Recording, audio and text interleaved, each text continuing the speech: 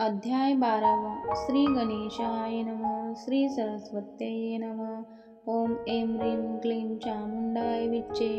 विद्युल्ते समानरूप सिंहवासिनी त्रिनेत्र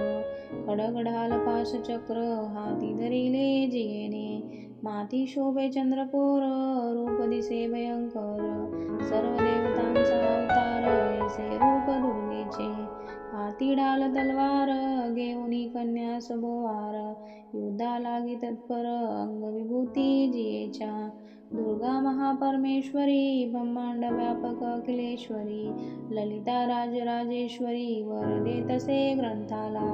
मने या ग्रंथातील स्तुती जे नित्य पठन करीती त्यांच्या सर्व आपत्ती निवारीन मी निश्चये पूर्ण ग्रंथ करता पठन त्याचे होईल कल्याण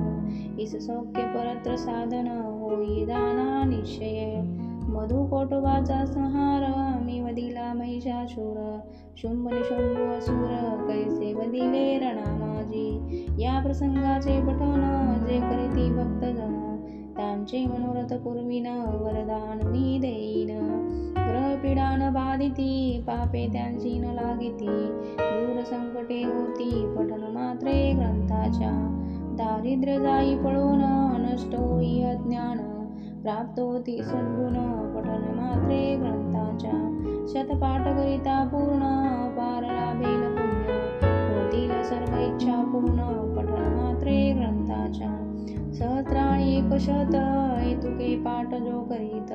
प्रसन्न होऊनी त्या प्रत ध्यानी दर्शन देईन मी अष्टमी चतुर्मी नवमी पठन करावे या दिनी पाप सर्व पळून जाईल जाना निश्चये सदैव माझे भक्त राहतील आनंदात विरह दुःख कधी न होत मम भक्ताशी निश्चये त्याशी नाही शत्रुभय त्याशी नाही राजभय शस्त्र अस्त्र अग्निभय त्याशी नाही निश्चये त्याशी नाही चोर भय मार्गी नाही लूट भय जगदंबा रक्षिती होय सर्व बाजूनी सर्वदा त्याशी नाही जलभय नाही त्याशी अरण्य भय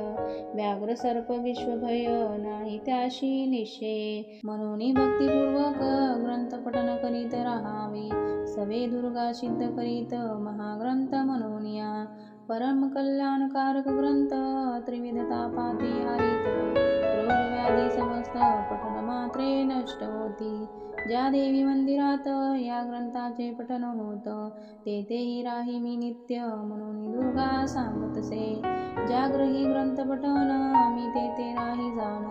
सर्व विपत्ती निवारीन सुखी ठेवीन भक्ताशी भक्तिदान होम हवन मज करीती जे समर्पण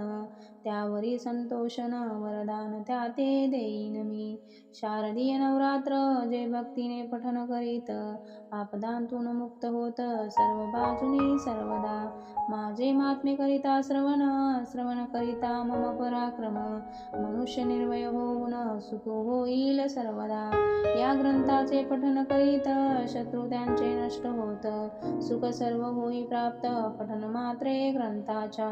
अशांत मने होती शांत दुःस्वप्ने त्याची न बाधत पीडा सर्व ग्रहजनित पठन मात्रे नष्ट होती बालका ते बालग्रह न पीडित मैत्री राहे अतूट सौजन्य वाढे सर्वत्र ऐसे महात्म्य ग्रंथांचे पिशाच्य राक्षस भूत पठन मात्रे पळून जात सर्व आपदा होती शांत पठन मात्रे ग्रंथाच्या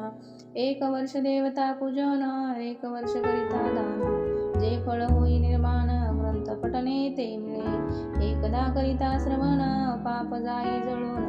देवी आरोग्य प्रदान करित्या भक्ताशी निश्चये रात्री सुक्त देवी सुक्त नारायणी स्तुती महाख्यात या स्तोत्राते जो पठन करीत त्यास वीर आहे सदा मी त्याशी नाही व्याघ्र भय त्याशी नाही शत्रुभय सिंह गज सर्प भय नाही त्याशी सर्वदा नाही त्याशी राजभय नाही त्याशी चोर भय नाही त्याशी युद्ध भय रक्षिता ते सर्वदा कोणी बैसुनी नावेत महासागरी प्रयाग करीत चढे चक्रवतात नाव पुढे लागतसे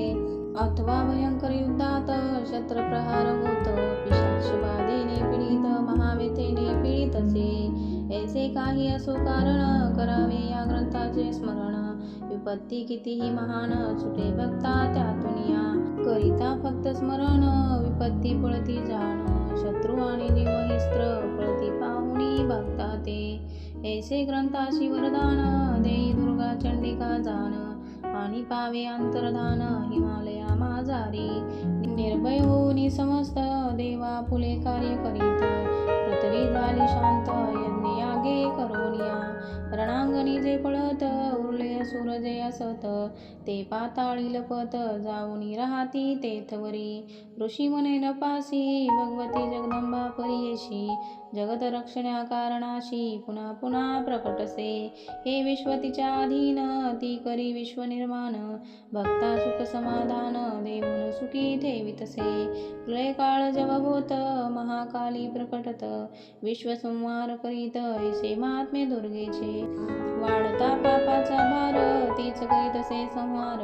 विश्व व्यापुनी सर्वत्र खेळ खेळी जगदंबा मनुष्य वर्तता सात्विक देई सौभाग्य तया प्रत अहंकार गर्व करीत दारिद्र्य पाठी लावितसे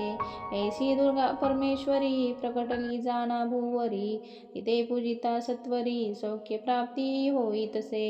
मार्कंडेय पुराण सार्वणिक मन्वंतर जाण देवी महात्म्य फलश्रुती पूर्ण द्वादशाध्याय गोडहा